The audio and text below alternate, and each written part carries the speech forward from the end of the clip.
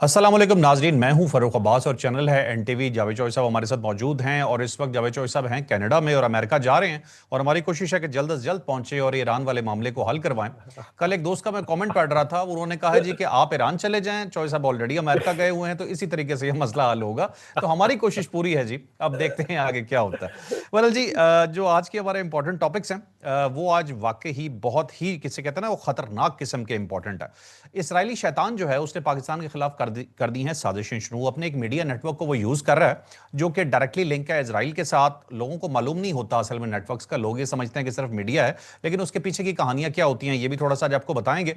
पाकिस्तान के बारे में जो उसने बात की है उसे क्लियर कट ये पता चलता है कि वो असल दुश्मन पाकिस्तान को ही समझता है। मैं बात कर रहा हूं नेतन्याहू की या इजरायली शैतान की। पाकिस्तान पे कुछ इल्जामात भी लगा दिए और उसके हवाले उसके अलावा भी बहुत कुछ इंपॉर्टेंट चीजें आपको बताएंगे।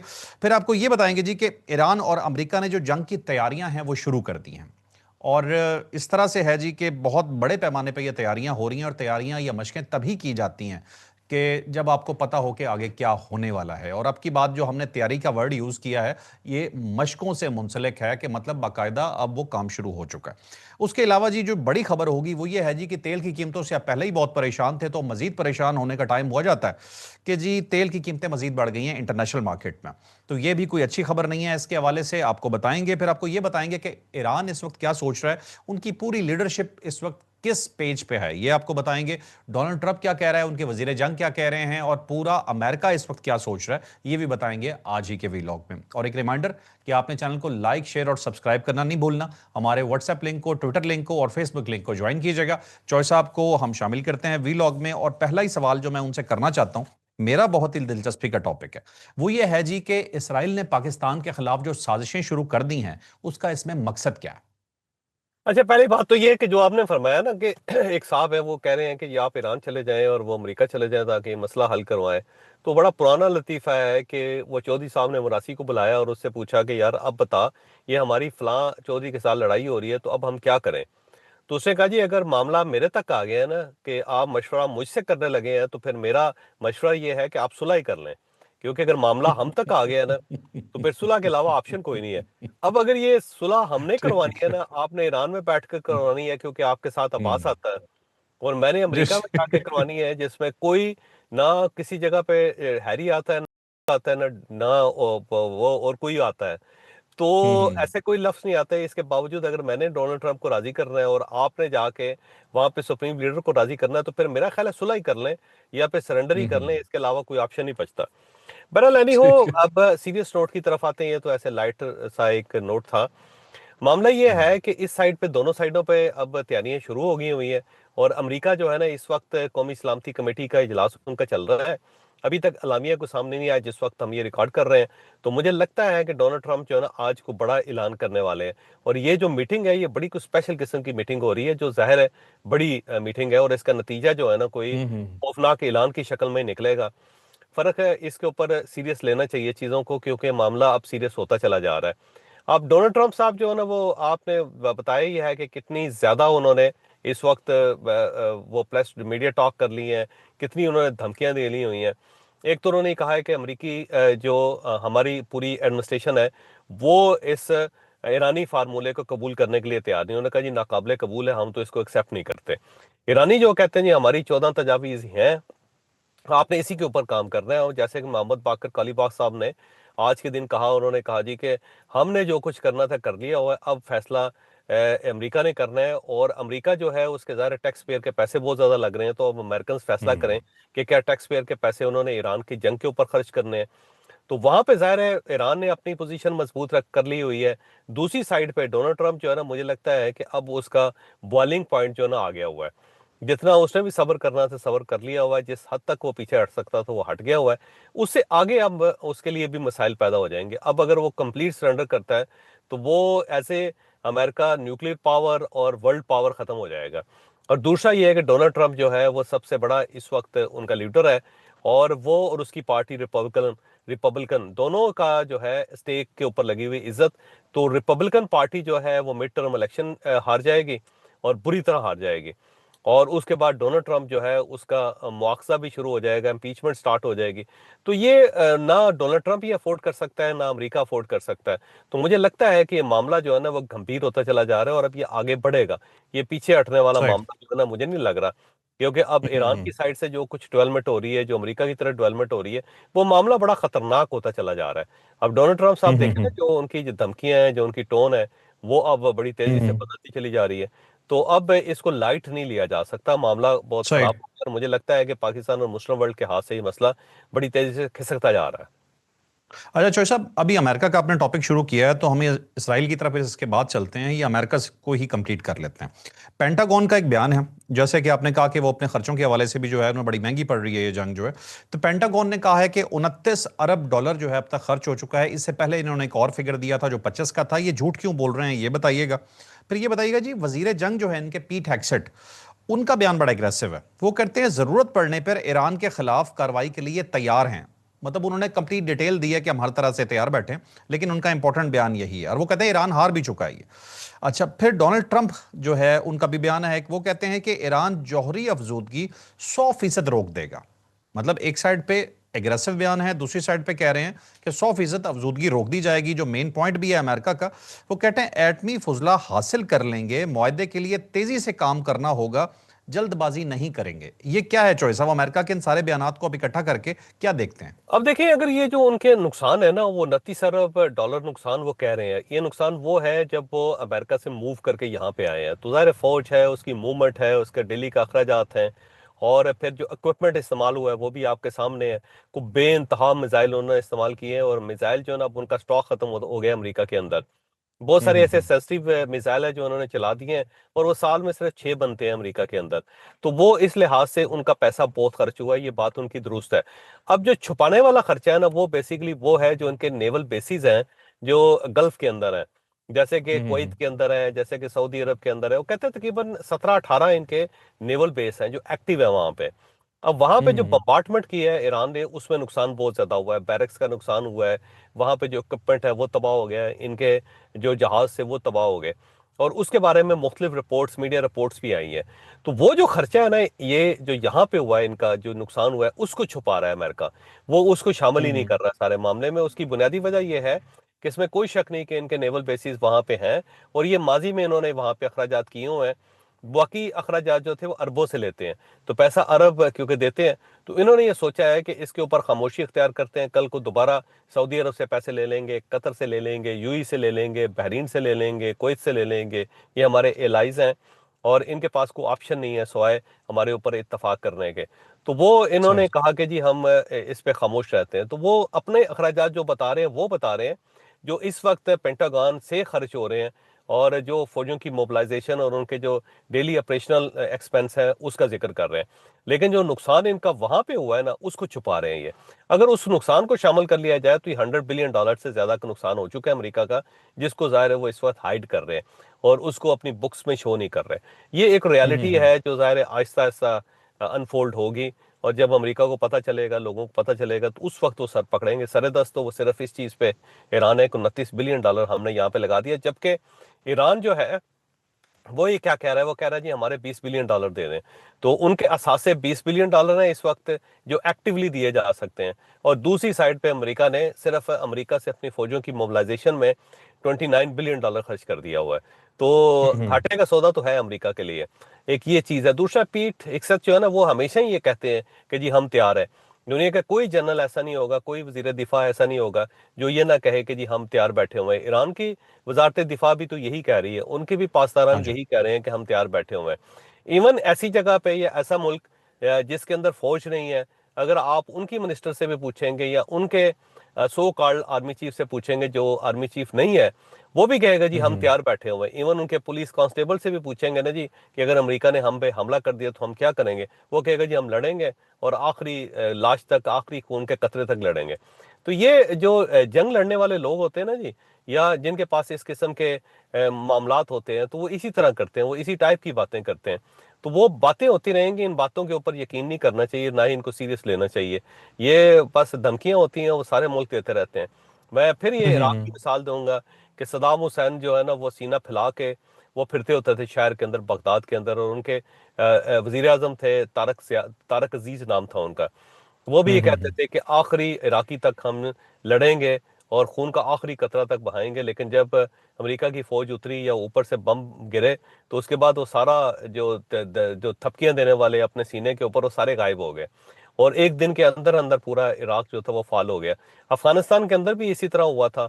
आप देख लें कि किस तरह उनकी जो फौज डेवलप की गई थी, फिर उसके बाद जब अमेरिका ने हम्म। पुल आउट करना शुरू किया तो वो ये कह रहे थे कि जनाब मसला ही कोई नहीं, तालिबान तो कुछ भी नहीं हमारे सामने। और उस साइड से तालिबान दाखिल हुए, पूरी फौज ही कोलैप्स कर गई और इवन हम्म। $7 बिलियन का, $7.5 बिलियन का असला जो था वो भी तालिबान के पास चला गया।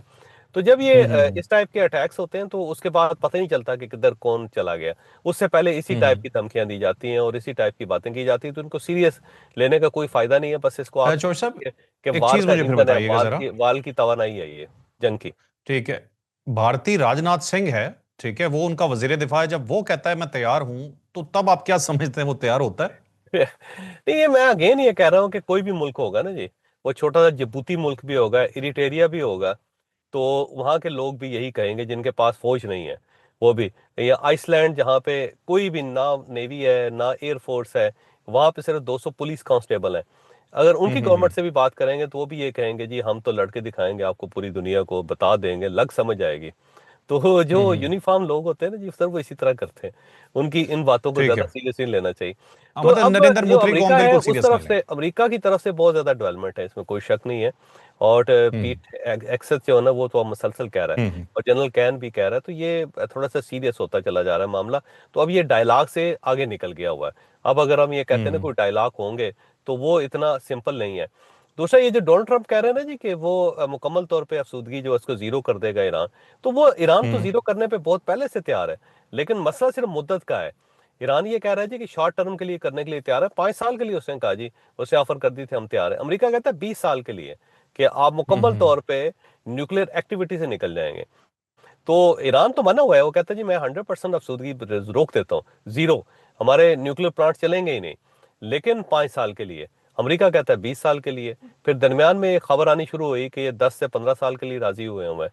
लेकिन अब दोबारा ईरान पीछे चला गया और ईरान ने कहा है कि अगर हमारे ऊपर अटैक हुआ तो हम अफसूदगी जारी रखेंगे और उसको 90 ग्रेड पे लेके जाएंगे, 90 दर्जे जो हम्म। है 90% हम उसको अफसूदा करेंगे। तो आज ईरान ने यह भी कह दिया। तो ये सूरत हाल थोड़ी सी गंभीर सी होती हुई मुझे नजर आ रही है। चौधरी साहब, ऐसा तो नहीं है कि जो लेट कर रहा है ईरान या डिले कर रहा है उसकी वजह यह है कि वो यूरेनियम अफजुदा कर रहे हों, वो चाह रहे हों कि एक दफा वो उसे बम ग्रेड तक ले जाएं? देखो, यूनि ने अब सुधा करने से कोई फर्क नहीं पड़ेगा जब तक आप बम बनाने की कैपेसिटी डेवलप नहीं करते। वो 7 कंपोनेंट्स हैं, 7 कंपोनेंट्स हैं, वो भी आपने तैयार करने हैं। अब एक बहुत बड़ा सवाल है कि क्या ईरान के पास वो तैयार है? अगर तो तैयार है और दुनिया को पता नहीं है, तो फिर ईरान से ज्यादा स्मार्ट कौन कोई नहीं है कि उन्होंने हम्म। इतनी ज्यादा तैयारी की हुई लेकिन किसी को कानो कान खबर नहीं आई। और अगर हम्म। तैयार नहीं है उनके पास ये 7 कंपोनेंट्स, तो फिर ये इसका कोई फायदा नहीं। फिर ये यूरेनियम जो है ना गले का फंदा है इनका। फिर इससे ये ठीक है। होगा कि आप यूरेनियम अफसूदा करते रहे और आपने कोई सेकंड ऑप्शन सोचा ही नहीं था और पूरी कौम को मरवा लिया आपने। तो फिर जो है ना ठीक है। फिर नुकसान है ईरान का बहुत ज्यादा। अभी ईरान अच्छा, ने फैसला ईरान। करना है। ये बाजू का इंप्रेशन ये देता है कि हमारे पास सब कुछ पड़ा हुआ है, हमने सिर्फ उसके अंदर यूरेनियम लगानी है और बम तैयार कर लेना है, इंप्रेशन देता है ये। लेकिन किसी जगह से हम्म। भी अभी तक ये इतला नहीं आई कि इनके पास बाकी कंपोनेंट्स जो हैं वो तैयार पड़े हुए हैं। बिल्कुल ठीक है। चौहरी साहब, फिर ईरान का ही चैप्टर अगला हम शुरू करते हैं। इसके अंदर एक तो जो आपने देखा होगा, जो कतर है उसके भी बड़े सख्त बयान आने शुरू हो गए हैं। ये कोशिश कर रहा है ईरान के पूरे रीजन के ममालिक को अपने साथ शामिल करे, पर प्रॉब्लम यह है कि अभी एक महीना पहले जिन ममालिक पे आपने हमले किए हैं वो इतनी जल्दी तो आपके साथ राजी नहीं हो सकते। आबनाए हुर्मस पे कतर भी बहुत नाराज हो रहा है, अभी ये भी रिपोर्ट आ रही है। अच्छा चौहरी साहब, पासदारान का मैं आपको बयान बता रहा हूँ। वो कहते हैं जी कि इनके कमांडर है हसन जादा, हम्म। कमांडर ब्रिगेडियर हैं इनके। वो के पासदारान ने जंग की तैयारी शुरू कर दी है, तेहरान में बड़े पैमाने पे मशकें शुरू कर दी हैं उन्होंने, और हर तरह से वो अपने आप को टेस्ट कर रहे हैं। एक तो ये है। फिर उन्होंने कहा जी आबनाए हुर्मस की हदूद बढ़ा दी है। ये थी पहले तकरीबन इनकी ऑलमोस्ट कोई 30 मील के करीब, और अब इन्होंने उसे बढ़ा के कर दिया है 300 मील। मतलब ये भी समझ नहीं आ रहा। ये तो चीज़ है कि जैसे आप एक मामले को जानबूझ के बढ़ा रहे हैं, ये इस हद तक बढ़ा रहे हैं कि मामला फिर मुश्किल ही है कि जंग के बगैर हल हो सके। फिर 5 इसराइली नेटवर्क पकड़े हैं ईरानियों ने, यह दावा किया है। आपको लगता है कि अब इसराइल के नेटवर्क का सफाया हो गया होगा ईरान से? ये ज़रा बताइएगा। अब पहली खबर तो ये है कि पाकिस्तान जो ना वो तैयारी कर रहे हैं। जो फुटेज हमारे पास है ना, जो मैंने देखी है, ये बेसिकली फुट सोल्जर्स हैं जो जमीन के ऊपर कार्रवाई करते हैं। ये उनकी फुटेजेस है, और इसका मतलब ये हुआ कि आपने जमीनी कार्रवाई के लिए अपने लोगों को तैयार करना शुरू कर दिया है। लेकिन सवाल ये है कि क्या वाकई अमेरिकन फौज अंदर दाखिल हो गई? अगर तो दाखिल हो गई तो फिर ये सारी तैयारियां जो है उनका फायदा होगा। लेकिन अगर अमेरिकन फौज दाखिल ही नहीं होती और वो दूर से बैठ के वहां से अटैक करते रहते हैं, मिसाइल्स मारते रहते हैं, ड्रोन्स भेजते रहते हैं, जहाजों के जरिए अटैक करते रहते हैं, तो फिर इन तैयारियों का फायदा कोई नहीं है। क्योंकि अब जो जंगें हैं वो बदल गई हुई हैं। अब जो पाकिस्तान की पिछले जंग हुई थे, देखें उसके अंदर सोल्जर्स, ना इंडियन सोल्जर इधर आए थे ना हमारे सोल्जर हाँ उधर जी। गए थे। सारी की सारी जंग जो थी साइबर की और फिजा की थी। तो अमेरिका जो है ना ये गलती नहीं करेगा। अमेरिका ने कई बार ये गलतियां की हैं कि अपने सोल्जर तो उतारे हैं। वियतनाम की एक मिसाल दी जा सकती है, फिर अफगानिस्तान की एक मिसाल दी जा सकती है जिसमें अमेरिकन को नुकसान बहुत ज़्यादा हुआ है। तो उसके बाद जितनी भी जंगें इन्होंने लड़ी हैं, आप इंक्लूडिंग इराक है या फिर लिबिया है, ये सिर्फ फिजा से लड़ते रहे। और जब वो मुकम्मल तौर पे खात्मा हो गया सारा नीचे इंफ्रास्ट्रक्चर का, तो फिर ये उतरते हैं और उतर के कब्जा कर लेते हैं। हम्म। उससे पहले ये दाखिल ही नहीं होता है कि किसी जगह पे लड़ाई ना लड़नी पड़ जाए इनको। तो मेरा नहीं ख्याल कि ये जो पाकिस्तान की लड़ाई है इसका इस जंग के अंदर को खास फायदा होगा, क्योंकि फौजों का सामना नहीं करेंगे। दूसरा, अमेरिका जो है ना उसने भी तैयारी की हुई है।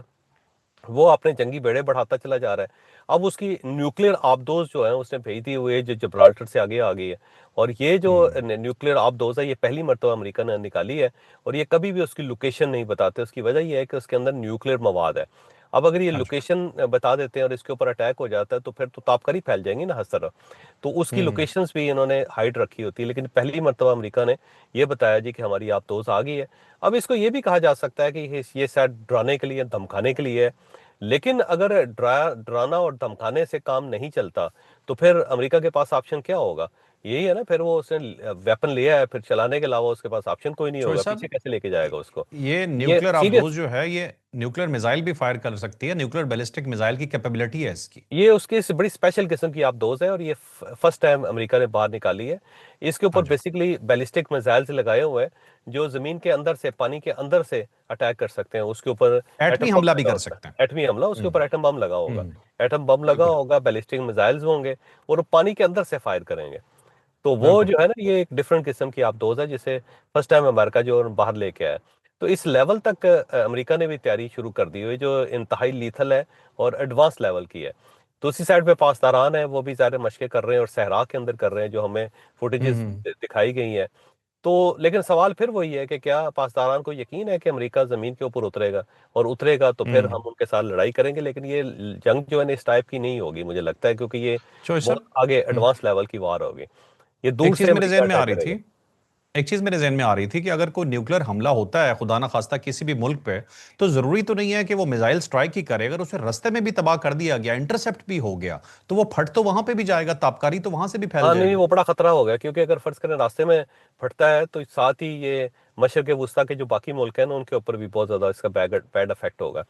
अच्छा, बाकी हम्म। पाकिस्तान ने जाहिर है उन्होंने अपनी हदूद में इजाफा कर लिया। पहले जो इनकी समुद्री हदूद थी 20 से 30 मील थी। अब इन्होंने बढ़ा के उसको 200 मील से लेकर 300 मील तक, यानी 500 किलोमीटर तक उन्होंने फैला लिया उसको। अब ये फैलाया तो जा सकता है, ऐलान तो किया जा सकता है, आप अपनी कश्तियां भी वहां पे खड़ी कर सकते हैं। लेकिन सवाल ये है कि सस्टेन आप कितना अर्सा कर सकेंगे। असल मसला जो होता है ना वो सस्टेन सस्टेन करना होता है। मसलन फर्ज कर लें इंडिया पाकिस्तान के अंदर खुदा ना खास्ता दाखिल हो जाता है, और वो कहता है जी हम अंदर दाखिल हो गए, लेकिन अगला सवाल ये है कि कितना अरसा तक वो रेजिस्ट कर सकेगा, कितना अरसा तक वो यहाँ पे रह सकेगा। या पाकिस्तान अफगानिस्तान के ऊपर अटैक कर रहा है और पाकिस्तान ने वहां पे सरहद जो है ना अपनी वाइडर कर ली है। सवाल फिर वही है कि क्या पाकिस्तान इतनी बड़ी सरहद जो है ना उसके ऊपर कोई 20 25 30 साल तक रह सकेगा? क्योंकि आपने सिर्फ एक जगह पे अटैक नहीं करना होता, कब्जा नहीं करना होता, आपने उसके लिए सप्लाई चेन भी बनानी होती है। तो अब अगर आप पहले 20 से लेकर 30 किलोमीटर तक या 20 से लेकर 30 मील तक आप रेडियस जो था समंदरी उसके ऊपर काबज थे, और उसके लिए आपने एक रसद का सिलसिला बनाया हुआ था, आपने एक सप्लाई चेन उसके लिए क्रिएट की हुई थी, आपने उसकी हिफाजत का बंदोबस्त भी किया हुआ था। ऑल ऑफ सडन आपने उसको 100 टाइम बढ़ा लिया है उस सारे रेडियस को। तो अब आप हो गए हैं 500 किलोमीटर तक या 300 मील तक।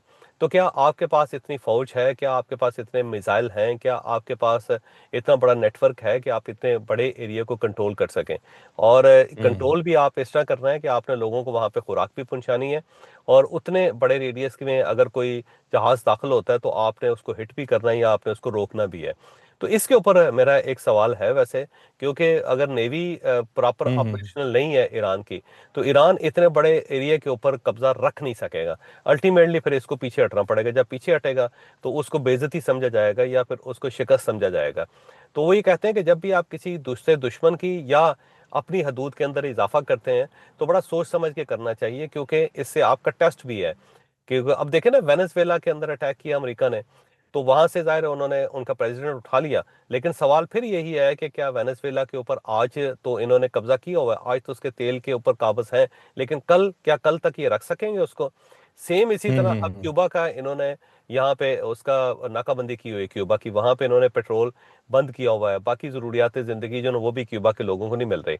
लेकिन अब फिर सवाल ये है कि क्या 6 महीने तक अमेरिका ये कर सकेगा? अब अगर 6 माह तक वो रेजिस्ट कर जाते हैं, क्यूबन अपने आप को कायम रखते हैं, और इस साइड से अमेरिका जो थक जाता है, तो फिर क्या होगा? तो जब भी आपने हम्म। अपनी हदूद में इजाफा करना होता है या नाकाबंदी करनी होती है, तो ये सोच के करनी होती है कि कितना अरसा आप इसको निभा सकते हैं। हम्म। क्योंकि अल्टीमेटली फौजें थकती हैं, और पैसा इतना ज्यादा खर्च हो चुका होता है कि आपको वापस आना पड़ता है। जैसे कि अफगानिस्तान की मिसाल दी जा सकती है कि अफगानिस्तान में अमेरिका आया, 10 साल के बाद अल्टीमेटली उसको जाना पड़ गया वहां से, क्योंकि ऐसा हम्म। तो नहीं है कि वो मुस्तकिल वहां पे रह सके। सेम इसी तरह आप गल्फ स्टेट्स के अंदर देख लें, अमेरिका ने ये जंग लड़ी है, लेकिन उसके बाद इसे अपने ये फौजी अड्डे कम करने पड़ेंगे। और खुद जो अरब जिनके पास बहुत ज्यादा पैसा है, वो भी अब रीथिंक कर रहे हैं कि इनका हमें कोई फायदा नहीं है। अभी सऊदी अरब ने उनको अपने जो बेस है इस्तेमाल करने से साफ जवाब दे दिया था। तो ये चीजें जो ना, ये बड़ी इंपॉर्टेंट होती है कि आपने, सही। ठीक है, आप काबज हो गए, आज आपने कहा जी हमने बढ़ा दिया उसको, लेकिन कितनी देर तक आप उसको कायम रख सकेंगे, ये एक सवाल है। और इससे ही हम्म। पता चलेगा ईरान की कैपेसिटी आने वाले दिनों में, क्योंकि इसके लिए बहुत ज्यादा कैपेबल होना चाहिए। आपके पास सही। इकोनॉमी बड़ी तगड़ी हो, आपके पास हथियार ज्यादा हो, और बहरी लेवल पे आपके पास बहरी जहाज हो। लेकिन अनफॉर्चुनेटली ज़ाहिर है अमेरिका ने इनके बहरिया तो ज़ाहिर है तबाह कर दिए, मुकम्मल अगर तबाह नहीं भी की तो बड़े हद तक तबाह कर दिए। तो वहां आपने हुर्मस पे काबू करना इतना ज्यादा आसान काम नहीं आसान होगा। नहीं हो। अभी सिर्फ हम्म। यही है ना कि खौफ लोगों को ये है, सारे मुल्कों को, कि हमारा जहाज आगे आएगा तो ये ऊपर से मिसाइल मार के उसको हिट कर देंगे। इसके ज्यादा खौफ तो नहीं है, ये तो नहीं है किसी को जी इनके अब जहाज आएंगे और आके उसके ऊपर कब्जा कर लेंगे, क्योंकि जहाज तो है नहीं, सिर्फ छोटी बोट्स हैं जिनके जरिए ये सुसाइड अटैक कर रहे हैं उनके ऊपर, या वहां से फायरिंग कर रहे हैं। अब जहाज जो है हम्म। उनके अंदर गैस लदी होती है या उनके पास तेल लदा होता है, वो बहुत सेंसिटिव होते हैं, उनको पता होता है कि अगर ये कोई बुलेट गलत लग गई तो उसके बाद इसमें आग लग जाएगी, जिसको फिर कंट्रोल सही। नहीं किया जा सकेगा। तो यही खौफ है, इसके अलावा तो कोई किसी को खौफ नहीं है। अब अगर ये जहाज हम्म। किसी और रूट से चले जाते हैं, या ये सब ट्रकों के जरिए माल को किसी और जगह भेज देते हैं, और ट्रैफिक जो है वो उसको ब्लॉक कर देते हैं, तो उसके बाद फिर ईरान कुछ नहीं कर सकेगा। ये जेहन में सही। रखें कि ये टेक्निकल सी चीजें हैं, और इसके अंदर जो है ना बिल्कुल सही। आपकी एक लंबी रेजिस्टेंस चाहिए, जो सरदस्त मेरा नहीं हम्म। ख्याल कि ईरान के पास है या अमेरिका के पास है, बल्कि किसी मुल्क के पास भी नहीं है। ठीक है। अच्छा चौधरी साहब, आपने एक बात की कि इंडिया कितना अर्सा पाकिस्तान में रह सकता है, तो पाकिस्तान ने इसके लिए पूरी एक डॉक्ट्राइन डेवलप की हुई है। आप जानते हैं कि अगर वो जी आ जी गए जी। पाकिस्तान बॉर्डर के अंदर, तो 5 से 10 किलोमीटर उनका बारबेक्यू रीजन रखा जाएगा, जिसमें हाँ हम जी सर। टैक्टिकल न्यूक्स मारेंगे। 5 से 10 किलोमीटर इंडियन फौज को रोस्ट करेंगे, और उसके बाद एज इट इज उन्हें वापस कर दिया जाएगा। वैसे तो वेजिटेरियन है वो, लेकिन बहरहाल उन्हें पका के वापस किया जाएगा वहां पर। लेकिन ये फौज का अच्छा। यही कहते हैं ना कि अटैक किया जा सकता है, अटैक तो आप दुनिया में हम्म। किसी मुल्क के ऊपर भी कर सकते हैं, लेकिन उसके बाद जो रिएक्शन आएगा क्या आप उसे बर्दाश्त कर सकते हैं? अब देखें, हम्म। पाकिस्तान के ऊपर 2019 में इंडिया ने अटैक किया, उसके बाद क्या हम्म। हुआ? पाकिस्तान ने उनके 2 हथियारे गिरा दिए, उनका पायलट पकड़ लिया। अच्छा, हम्म। वो एक उसकी कीमत थी जो उनको देनी पड़ गई। सेम इसी तरह हम्म। मई के अंदर उन्होंने अटैक किया, पाकिस्तान ने क्या किया, उनके 8 हथियारे गिरा दिए और पूरी हम्म। दुनिया में बदनाम कर दिया, तो उसकी कीमत फिर उनको अदा करनी पड़ गई। अटैक चौधरी करना साहब, कोई मसला नहीं है, उसकी जो ये कीमत अदा करनी पड़ती है वो मुश्किल हाँ होती हाँ, ये इंडियन बड़े सस्ते हैं। इनका प्रॉब्लम है, इन्होंने कोल्ड स्टार्ट डॉक्ट्राइन बनाई थी, उसके जवाब में पाकिस्तान ने टैक्टिकल न्यूक्लियर न्यूक्लियर वेपन्स बना दिए थे, छोटे वेपन्स के। तुम है। आओ, उसके बाद हम तुम्हें रोस्ट करेंगे। बहरहाल वो उसका जवाब था। तो इंडियंस को मैंने कहा साथ साथ थोड़ा बताता जाए, बड़ा मजा आता है मोदी की क्लास लेते हुए, कि मोदी जी ट्राई तो करें। अच्छा चलिए अब आगे आते हैं चौधरी साहब। मुझे बताइएगा, ईरान में 5 इजरायली नेटवर्क जो हैं वो पकड़े गए। जी, वो असल में पूरे ईरान के अंदर ये नेटवर्क फैले हुए हैं। उसकी वजह ये थी कि पाबंदियां बहुत ज़्यादा थी, महंगाई बहुत ज़्यादा थी, और दूसरा ये है कि बहुत सारे लोग ऐसे भी हैं ईरान के अंदर जो बिकने के लिए तैयार बैठे होते हैं। भाई ये सिर्फ ईरान का मसला नहीं, पूरी मुस्लिम वर्ल्ड का मसला है। पूरी मुस्लिम वर्ल्ड के अंदर जो है ना, बहुत ऐसे लोग होते हैं जो आपको बकाऊ मिल जाते हैं। अच्छा, ये सिर्फ यहाँ तक भी महदूद नहीं है, थोड़ा सा अगर और दायरा बढ़ाएं, तो इसराइल के अंदर भी हम्म। बहुत जासूस हैं ईरानी। जो हम्म। सबसे ज्यादा इसराइल के अंदर कुछ जासूस हैं तो वो ईरानी है। तो वहां से भी सही। इनकी इंफॉर्मेशन जो होती है वो लीक होती रहती है। तो पूरी दुनिया के अंदर ये फिनोमेना है, लेकिन ईरान में ज़ाहिर है हम्म। थोड़ा सा ज्यादा होगा, क्योंकि उसको सही है। सब लोगों ने नजर रखी हुई ईरान के ऊपर। तो इस वक्त हम्म। नेटवर्क्स हैं। इस जंग से पहले भी नेटवर्क तलाश कर लिए गए थे, जंग के दरमियान भी किए गए, और अब भी बहुत किए गए हैं। अब 5 मुख्तलिफ नेटवर्क्स इन्होंने पकड़े हैं, और प्रॉपर सेल्स से, जिनके अंदर ड्रोन्स भी थे, जिनके अंदर स्पेशल सैटेलाइट फोन्स भी थे, और वहां से वो पूरी इंफॉर्मेशन जो थी वो सप्लाई कर रहे थे इसराइल को। और फिर ये लोग हम्म। पकड़े गए, और ये जासूस जब एक पकड़ा जाता है तो दूसरा भी पकड़ा जाता है, फिर पूरा नेटवर्क जो है वो तलाश कर लिया जाता है, इंक्लूडिंग ये अजरबैजान, इनका जो सूबा है उसके ऊपर भी ये बैठे हुए थे, दूसरे अजरबैजान मुल्क की सरहद के ऊपर भी। तो बहुत सारे सही। इलाकों के अंदर से ये लोग गिरफ्तार हुए हैं, इनके नेटवर्क पकड़े गए हैं, हम्म। सारे इक्विपमेंट पकड़े गए हैं, इनके ड्रोन जो है वो भी, बाकी सब चीजें भी बहुत ज्यादा। तो मेरा ख्याल ये है कि ये धड़ाधड़ ईरान जो है इन लोगों को साफ कर रहा है वहां से, इसराइलियों को। हम्म। ठीक है, अच्छा चौधरी साहब, आप चलते हैं जरा एक तेल की न्यूज़ पे बताइएगा कि तेल की कीमतें फिर बढ़ गई हैं। अब अब जब भी खतरा होगा तो तेल तो बढ़ेगा। ब्रेंट तेल जो है ना हम्म। $107 पे चला गया, और मेरा ख्याल है तकरीबन 100 के करीब पहुंच गया हुआ है अमेरिकन WTI। हाँ जी, 101 हो गया। हाँ जी, 101 हो गया। तो ये बड़ा हम्म। खौफनाक है जी। ये तो तेल जो है ना फ्लैक्चुएट करता रहेगा, और सिर्फ तेल फ्लैक्चुएट नहीं करता, इसके साथ स्टॉक चेंजेस भी करती हैं। तो स्टॉक हम्म। चेंजेस जो है ना वो भी। अच्छा, तेल की जो कीमत है ना, ये बेसिकली जो सिंगापुर है उससे तय होती है जी। हर शाम 5 हम्म। बजे वहां से फिर ये खबर आती है और पूरी दुनिया के अंदर फैलती है। तो वहां पे ये फैसला होता है प्राइस क्या होगी इसकी। जो अच्छा। ब्रेंट है ये वैसे तेल बड़ा अच्छा होता है, क्योंकि इसके अंदर सल्फर की मिकदार कम होती है। तो दो चीजें होती हैं जो तेल की क्वालिटी को तय करती हैं, एक ग्रेविटी, और दूसरा सल्फर, हम्म। कि सल्फर कितनी है। तो 40% हम्म। तक सल्फर होता है मुख्तलिफ तेलों के अंदर, ठीक है। ऑयल्स के अंदर। तो वो जो अच्छा चौधरी स्वीट साहब। स्वीट ऑयल होता है ना, वो उसको हम्म। लिया जाता है, जो बहुत ठीक हो। ब्रेंट जो है ना सबसे अच्छा तेल है, इसके अंदर मिक्सिंग नहीं अच्छा करनी तेल। पड़ती है आपको। जो और चौधरी साहब, जो अमेरिकी तेल है वो हल्का है, वो वो हल्का तेल है, अमरीकी इसी तेल वजह जी से वो खुद बिल्कुल, यूज भी नहीं वो करता। पानी है, पानी की तरह, पानी की तरह है। और हम्म। उसको अगर फर्ज करें क्या इंपोर्ट किया जाएगा तो उसके अंदर मिक्सिंग की जाएगी। हर मुल्क उसके अंदर हम्म। मिक्सिंग करता है तेल के अंदर। अच्छा। ठीक है, जो साहब हमारे प्रोड्यूसर साहब इशारा कर रहे हैं कि टाइम कम बचा है। हमारे पास एक स्टोरी है, बड़ी इंपॉर्टेंट स्टोरी बाकी है। मैं आपको मेन पॉइंट्स बता देता हूं, जरा उस पर तजिया कीजिएगा। कि इसराइली शैतान साहब जो हैं, नेतन्याहू साहब, उन्होंने इल्जाम लगाया है कि बोट अकाउंट्स चल रहे हैं। आपने ये खबर यकीनन देखी होगी, आपने इस पर बात भी की है। कि वो कहते हैं कि पाकिस्तान में से निकलते हैं उनके एड्रेसेस जो इसराइल को बदनाम कर रहे हैं। अमरीका और इसराइल में डिफरेंस डालने के लिए कुछ अकाउंट्स काम कर रहे हैं, और जब उनका एड्रेस पता किया जाता था तो पाकिस्तान की किसी बेसमेंट का बिल्कुल सही बात। निकलता। ये CBS है, टेलीविजन चैनल है, सीबीएस। ये मीडिया चैनल है। हम्म। और इस चैनल से ही खबरें, दो खबरें आई पाकिस्तान के खिलाफ। एक खबर ये आई कि पाकिस्तान के नूर खान एयरबेस के ऊपर जो ईरानी त्यारे हैं, वो जंगी त्यारे जो है ना वो यहाँ पे पार्क हैं। और दूसरी खबर ये हम्म। दी कि नेतन्याहू का इंटरव्यू, जिसमें उसने पाकिस्तान को मलाइन किया कि जी ये जो एंटी इसराइल या एंटी ज्यूश जो इस वक्त कंपेन चल रही है पूरी दुनिया के अंदर, उसको पाकिस्तान से ऑपरेट किया जा रहा है। तो एक ही चैनल से ये खबरें आ रही हैं, तो इसका क्या मतलब लिया जा सकता है। और ये है भी BBC से रिलेटेड है, उससे मुतल्लिका एक उनकी आप ही समझें कि एक फ्रेंचाइज है।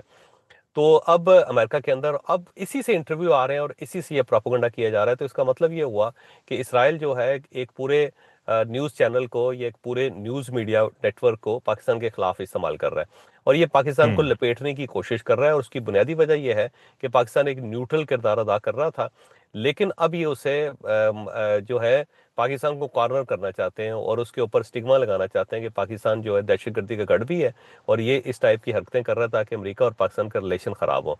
यहाँ पे फिर सही। अगर आप दो हमले जो हुए हैं पुलिस के ऊपर, आप उसको देख लें, और जो कल एक खातून गिरफ्तार हुई है बलोचिस्तान के अंदर, हम्म। जिन्हें सरफराज बुगटी साहब ने साथ बिठा के कहा कि इस्लामाबाद के ऊपर अटैक करना चाहती थी। तो ये सारा जो चीज़ें अगर आप देखें तो ये आपस में मिली हुई हैं, और इसका मकसद ये है कि डोनाल्ड ट्रंप जो है ना उसको इस्लामाबाद आने से रोका जाए, कि वो इस्लामाबाद ना आ हम्म। सके, मुआहदा ना हो सके, ताकि पाकिस्तान की हम्म। इंपॉर्टेंस जो है ना वो कम हो सके। और इसके अंदर इंडिया भी है, और तालिबान भी इनके साथ मिले हुए हैं। तो पाकिस्तान को ये ठीक है। बदनाम किया जा रहा है इसलिए कि डोनाल्ड ट्रंप को रोका जाए कि वो पाकिस्तान आए। लेकिन अगर मुआहदा हो रहा हुआ तो यहाँ पे कुछ भी हो जाए ना, डोनाल्ड ट्रंप ने फिर भी आना है। ये मुआहदा वो ठीक है। पाकिस्तान के अंदर ही करेगा। बिल्कुल ठीक है, लेकिन इसराइल की साजिश आपको क्लियर कट नजर आ रही है, और ये हंड्रेड नेटवर्क परसेंट यूज हो रहा है। 100%, 100%, 100%। बिल्कुल ठीक है, तो ये था नाज़रीन आज का व्लॉग। यकीनन आपके लिए बहुत इन्फॉर्मेटिव रहा होगा। लाइक शेयर सब्सक्राइब, इजाजत दीजिए। अल्लाह हाफिज। पाकिस्तान जिंदाबाद। जिंदाबाद।